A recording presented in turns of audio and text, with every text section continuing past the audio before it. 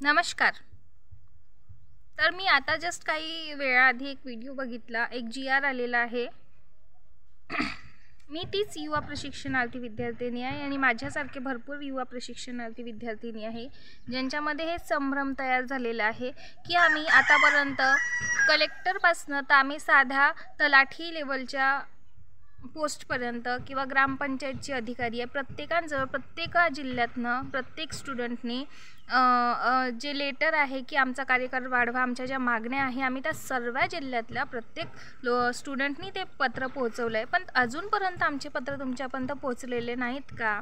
कारण की आता जस्ट तुम्ही एक लेटर काढलं आहे, जे GR काढले आहे की प्रशासन आस्थापनासाठी की आम्ही आतापर्यंत आमदार, खासदार, कलेक्टर, डेप्युटी कलेक्टर, तहसीलदार, तलाठी ऑफिस, ग्रामपंचायत सर्वांपर्यंत आम्ही निवेदन पोहोचवले, पत्र दिलेले आहे.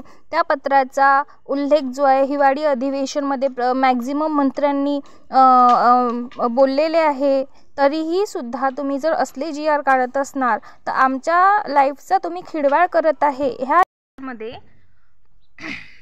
या GR मध्ये जे टीचर स्टाफ आहे तर त्यांना त्या पोस्टवरून काढून जे युवा प्रशिक्षण योजनेच्या थ्रू लागले, जे आधी आपली 20-25 हजाराची जॉब सोडून गव्हर्नमेंटवर विश्वास ठेवून त्यांनी इथे फॉर्म भरला होता, युवा प्रशिक्षण योजनेमध्ये ते जॉईन झाले, त्यांचं सिलेक्शन झालं कारण की ते क्वालिफाईड आहे.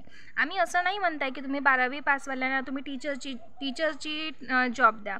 जे क्वालिफाईड आहे ज्या पोस्टसाठी तुम्ही त्यांनाच नियुक्त केलं ना, तुम्ही त्यांचेच डॉक्युमेंट्स व्हेरिफिकेशन करून घेतलं आहे. 6 महिन्यानंतर तुम्ही आता पुन्हा GR काढून आस्थापनाला पाठवलेलं आहे की तुम्ही आता त्यांना पोस्ट त्यांची खाली झाल्यानंतर तुम्ही आमच्याकडे पत्र पाठवा, तुम्ही खाली असलेली जागा आम्हाला सांगा, म्हणजे आम्ही नवीन लोक भरू. पण जे आता 6 महिन्यानंतर क्वालिफाईड जे टीचर स्टाफ आहे किंवा आम्ही अजून बाकी जे वेगवेगळ्या डिपार्टमेंटमध्ये लागलो, आता तुम्ही टीचर्ससाठी काढलं, तुम्ही प्रत्येकांसाठीच तसं काढणार आहे. तर आमचं 6 महिन्यानंतर काय होणार आहे?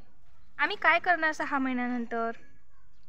आता जसं मी घरी आलेली आहे, आज संडे असल्या कारणाने, तर आम्ही 6 महिन्यानंतर सर्व अशी घरी बसायचं का? आम्ही 26-27 वर्षाची युवा आहे. घरच्या लोकांची जिम्मेदारी असते आमच्याकडे. आमचे घरवाले आम्हाला आतापर्यंत त्यांनी पोषण पालन केलं, तर अजूनही ते आम्हाला पोषण पालन करणार की आम्ही काही जिम्मेदारी उठवायची, काही घ्यायची? काय करायचं? तुम्ही प्रशासनाला आम्ही सर्व गोष्टींनी सपोर्ट केला. तुमचं आता इलेक्शन असताना तुम्ही त्याच्या तोंडावरही योजना काढली. तुम्हाला ही गोष्ट माहिती होती चांगल्या प्रकारे की आपण युवांचा या गोष्टीसाठी फायदा उचलू शकतो. तुम्ही आमचा फायदा उचलला, बट आता आम्हाला तुम्ही वाऱ्यावर सोडणार आहे 6 महिन्यानंतर. आम्ही काय करायचं 6 महिन्यानंतर? काहीतरी नियोजन करा, काहीतरी योग्य मार्ग काढा, कारण की आम्हाला घरी बसवून काही फायदा होणार नाही ना तुमचा ना आमचा, कारण की समोर पण इलेक्शन येतच ना. तुम्ही आमच्या आयुष्याशी नका खेळू प्लीज. 6 महिन्यानंतर प्रशिक्षण झाल्यानंतर आम्हाला जर तुम्ही सर्टिफिकेट देणार आहे ते घेऊन आम्ही कुठे जॉब शोधायची? तुम्ही त्या सर्टिफिकेट बेसिसवर जॉब काढा. मग जर तुम्हाला आता आम्हाला 6 महिन्यानंतर काढायचं असेल तर त्या सर्टिफिकेटचा कुठे ना कुठे उपयोग झाला पाहिजे ना. तो उपयोग होण्यासाठी 6 महिन्यानंतर ज्या लोकांना सर्टिफिकेट मिळालं त्यांच्यासाठी तशी तुम्ही वॅकेन्सी काढा मग, तर जेणेकरून आम्ही त्याच्यामध्ये जॉईन करू शकलो पाहिजे. त्याच्यामुळे आम्हाला काही रोजगार मिळाला पाहिजे. तुम्ही लाडक्या बहीण योजनेमध्ये 2100 रुपये देण्याचं बोलत आहे. 2100 रुपये तुम्ही देण्याऐवजी त्याच जे तुम्ही देत आहात त्यांना तेच द्या ना.